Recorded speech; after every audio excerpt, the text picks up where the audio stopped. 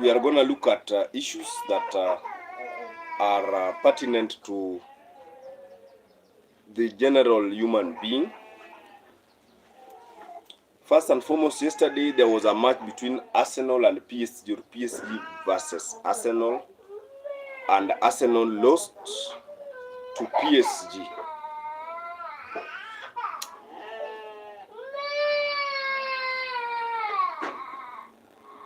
Arsenal lost to PSG, and that is what brought that particular fault. At the same time, when you are alive, it becomes good, and it becomes great that God is taking care of you from wherever you are. So let me hope that all that things are good. Let me hope that things are good. Let me hope that you are well and alive, and that is what can make us happy as a people and as a nation. Of course, we have people watching from abroad, from Denmark, from England, from USA, from different corners of the world. My name is Moses Otieno, and it's another time, it's another day, it's another moment that God has brought us together to talk about the challenges that maybe people are faced with. Okay? So that is it. It's another moment, it's another time. I saw something on social media where somebody just committed suicide. I saw some suicide. Somebody decided to take a rope and hang himself because Arsenal was defeated. I mean, you can only you live once. You live once. Why commit suicide? Why commit suicide? Why commit suicide because Arsenal has been defeated? Why commit suicide because Arsenal has been defeated? Why must you lose your life because Arsenal has been defeated?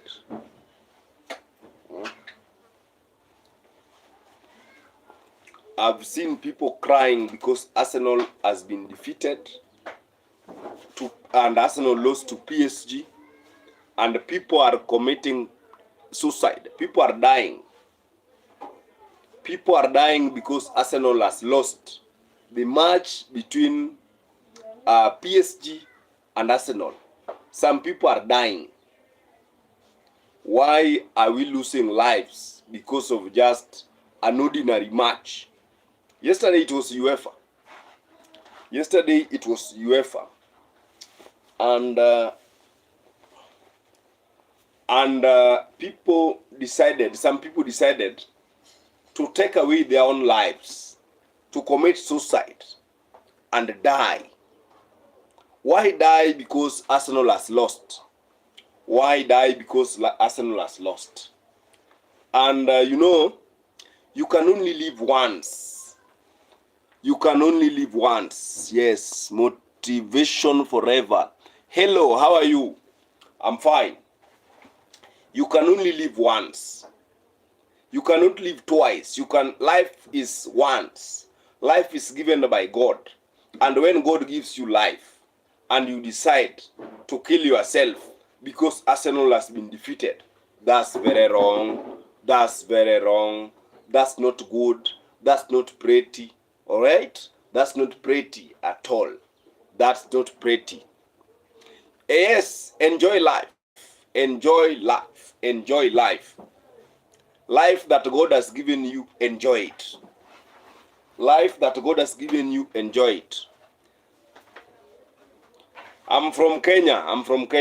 Life that God has given you, enjoy. Some people struggle to eat. Some people struggle to live. Some people struggle to sleep. Some people struggle to wake up. But God has given you life. And you decide that the best thing you want to do is to commit suicide and hang yourself because Arsenal has been defeated. Very shameful. That's not the best way to go. That's not how to go about it. That's not how to go about it. Let me look at the comment. Where are you from? I am from Kenya. And how about you? So that's not how to go about it. As we speak, there are people with cancer. There are people with leukemia. There are people with different kinds of diseases. And they can't sleep. And some people need oxygen. They are in the ICU. And they just want a chance to live. And you decide that you want to take your own life. You decide that because of Arsenal you are dying. You decide that because PSG won against Arsenal, now you are going to be dead. No. This is another moment to live. Reflect on what is good for you. Reflect. Reflect on the life, the kind of life you want to live.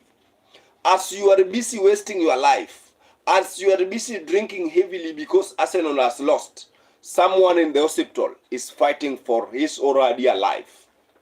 Someone in the hospital is fighting for survival, but you are here committing, you are here stressed because Arsenal has lost. No. That is not going to happen. That is not what God made you to be. As others are struggling, some are physically handicapped, some are mentally challenged, some are blind. They can't see. They don't know what is happening. But you have the audacity, but you have the chance to see what is happening, to walk around and figure out how beautiful the world is. But you decide that after watching an Arsenal match, you decide to commit suicide, take a rope and hang yourself. That is not how things gonna work. That is not how God gonna receive you in heaven when you die because of Arsenal. No. We have a chance. You have a chance to live and make sure that you smile. You have a chance to ensure that you change the world, heal the world, right? You have that duty. So this morning, I just want to tell you that you have another chance. You have another time to live, to set the record straight, to make sure that things happen in a manner that is, pleasing God, in a manner that is serving humanity, service to all. Service to all. If there is something that one should be great of, is serving others. Spending your time serving others is greater than spending your time watching Arsenal, then you take a rope and hang yourself. Good morning from wherever you are. It is my hope that things are superb on your end. If you're watching from abroad, thank you so much. My name is Moses Sutieno. If you're watching from Kenya, East Africa, Africa, good morning again. If you're watching from the Caribbean, it's good to see you. It's good to see you. It's good to see you. Let me know in the comment section. Let me know in the comment section, what are your thoughts? What are your thoughts?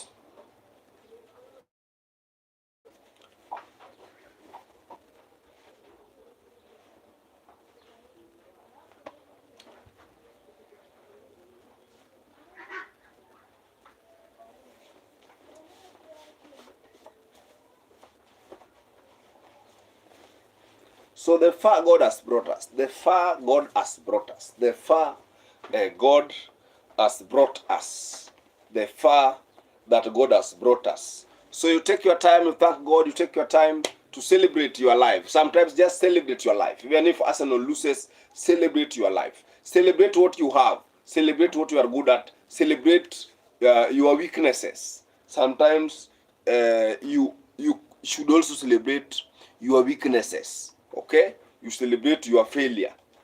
And that is how you're going to make the world go round. Okay?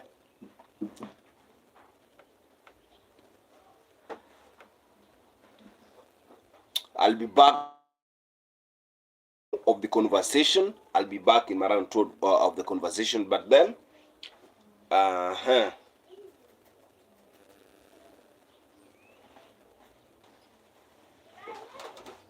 was just dressing up. I was just dressing up. So let's look into this issue of Ebola. Let's look into the issue of Ebola, where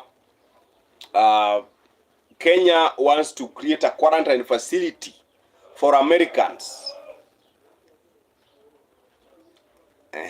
Let's look at the issue of Ebola. First and foremost, why must Ruto, the president of Kenya, allow foreign nationals to come to Kenya for the whole issue of being quarantined in this country? Yet USA has vast lands. There are many vast lands in America, and they can host those Ebola patients in their country.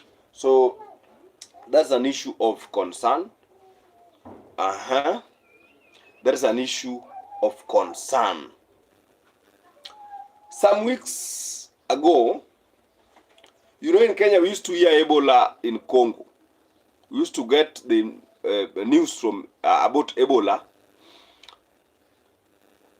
that Ebola is a very contagious disease which affects people living in Congo, Democratic Republic of Congo. But right now, Ruto wants to bring Ebola in Kenya. All right? So we are saying no, and we are going to reject the all issues to do with Ebola. Let me focus on another issue here. And this is the attacks on James Aggrey Bob Orengo. The attacks on James Bob Aggrey Orengo in Homa Bay. That is what I want to focus on as I wind up. The attacks on James Aggrey Bob Orengo. So on Friday, James Aggrey Bob Orengo was attacked by goons from the political opponents. And we cannot be in a country where leaders cannot walk free, where leaders cannot politic for free, where leaders cannot engage the voters and the wananchi and the citizenry. And it was uncalled for on the attack on James Orengo. So James Aggrey Bob Orengo was attacked in Homa Bay County in his political tour. So Orengo had toured Homa Bay County, Soba South, Soba North, and the entire Homa Bay. And he was met with attacks. And I want to say this. As a country, we must learn to be tolerant as a country. And also, the Luo kingship is not normally taken on a silver platter. Usually it is being fought for. And these are some of the kind of wars that are now happening. For a long time, the Luo nation was being led by Raila Amolo Odinga the late. For close to 4 decades, Raila was on the mantle of Luo leadership.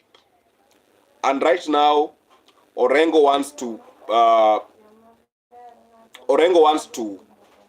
put up with the spirit. Orengo wants to be another Raila, and being another Raila is not a walk in the park. Being another Raila Odinga is not easy. Orengo must square it out with very many politicians. As we speak, Orengo is battling out with Gladys Wanga. Orengo is facing it off with Oburu Odinga, John Mbadi, among many leaders who want to, fill the shoes of the departed leader Raila Odinga. And is not an easy task as many would think. So when Jaramogi Oginga Odinga died in 1994, the Luo leadership was in a vacuum, and people fought for it. Anyang' Nyong'o was there, James Orengo, and many other politicians fought for this space with Raila Odinga. and Raila Odinga squared it. So, the Luo kingship is not something to go by. The Luo kingship must be fought the way it is being fought. Must be, squared out the way it is being squared out. And so, James Agri Bobo Rengo is now scrambling and fighting for the Luo's leadership, just the way it was being fought in 1994 when the de facto leader of the Luo nation, Jaramogi Oginga Odinga, died. But I also want to talk to the Luo nation that we are a people who are learned, we are a people who are informed, we are a people who have focus, we are a people who are intellectually capable of, changing our own region. This fiasco, this senior energy that we are now applying in fighting each other, we can use this energy as the Luo people to talk about issues of development, to talk about issues of infrastructure, to talk about issues of peace, to talk about issues of the vulnerable, to talk about issues that affect us as a people, to talk about anger, to talk about poverty, to talk about corruption. We can use this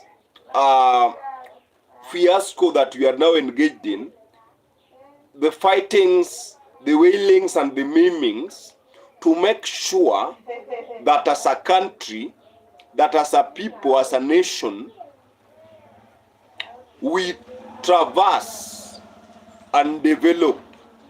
And that is what's going to make us strong as the Luo. The Luo nation doesn't need masqueraders. The Luo nation doesn't need pretenders. The Luo nation doesn't need corrupt leaders. The Luo nation needs concrete plans to ensure that we change the society of the Luo nation, to ensure that we uplift the vulnerable, to ensure that we, end the corruption that is now a quagmire in the Luo Nyanza region. Let's talk about the issue of Adek Tatu, MC Adek Tatu. The controversial post of MC Adek Tatu. The controversial post about MC Adek Tatu. So MC Adek Tatu had posted, I think on Friday, that he hates Kikuyu nation with passion. And yesterday he was apprehended by the DCI for using defamatory remarks, spreading hate across the communities in Kenya. But let me just say this. It is not MC Adek Tatu alone who has been using disparaging remarks, who has been applying conflicting statements against tribes in Kenya. It is not only MC Adek Tatu. Last year, Nyeri Governor Mutahi Kahiga celebrated the death of Raila Amolo Odinga and termed Raila Odinga's death as a blessing to Mount Kenya. That was our old governor, an elected leader who is serving Kenyans in Nyeri, an elected leader who swore by the constitution to unite the country, celebrating the death of a national leader in the stature of Raila Odinga. So, let us not, be a country which does not apply law across everyone. We have even seen people like Moses Kuria. In 2023, Moses Kuria threatened to assassinate Raila Odinga. No action was taken. Mutahi Kahiga celebrated the death of Raila Odinga. No action was taken. And many other leaders, Oscar Sudi and what have been using disparaging remarks against Kenyans or on Kenyans. And we have to, as a country, apply the law across everybody. If our governor Mutahi Kahiga can walk scot-free after using inciting remarks on the Luo nation and the country at large, the government of Kenya should free Adek Tatu. MC Adek Tatu, the Facebook and TikTok content creator, should be set free. MC Adek Tatu should be set free because leaders like Moses Kuria, leaders like Oscar Sudi are walking scot-free. We are not going to be in a country where the law is only applicable for junior citizens, but not senior citizens. We are not going to be in a country where the buck doesn't stop and start with the president. We want a country where the buck starts and stops with the president and not junior citizens like Adek Tatu. So they must free Adek Tatu on a no condition. It is leaders in this country called Kenya who are leading in hate speech and leading in spreading propaganda and clout chasing. It is leaders in this country who are fond of spreading propaganda, who are fond of propagating hate speech, and we are not going to accept such leaders. So they should free Adek Tatu because the arrests of Adek Tatu lack grounds. They lack legal grounds. And Adek Tatu had explained that someone had hacked his Facebook account. But the government could not hear none of it. They went ahead and arrested Adek Tatu. As I wind up, let me just hope that your day is superb. Let me just wish you all the best. Let me just hope that things are going to take a positive turn from wherever you are. Maybe you are involved or engaged in a business activity. It's my hope and feeling that ensure that you are consistent in your work, ensure that you are focused, ensure that your businesses, your work, your job places, you engage you in your job with passion and decorum, and ensure that you do your best. Always do your best. Always do your best. That's what I always say. That even if things are not good in your way, but ensure that you do your best in whichever capacity that God has given you. Ensure that you do your best. Meanwhile, my name is Moses Otieno. You can follow me on TikTok at Radio Chuku1. You can also follow me on X at Moses Otieno Okumu. You can also follow me on Facebook at Mose Otieno Okumu, and also you can follow me on TikTok at Chuku TV 2. And that is what makes us as a people proud. And every day is another celebration mood, and every day we want to ensure that we make this world another place that everyone belongs. Otherwise, thank you, YouTube. Thank you so much, guys. It is my hope that things will be superb in future as we head to our job places and to the church. Those who are going to the church, pray for us. Those who are heading to their respective places of worship, thank you so much. Pray for us and make sure that we also change and follow you from wherever you are. Until next time, guys, my name is Moses Otieno, and peace be with you. Thank you.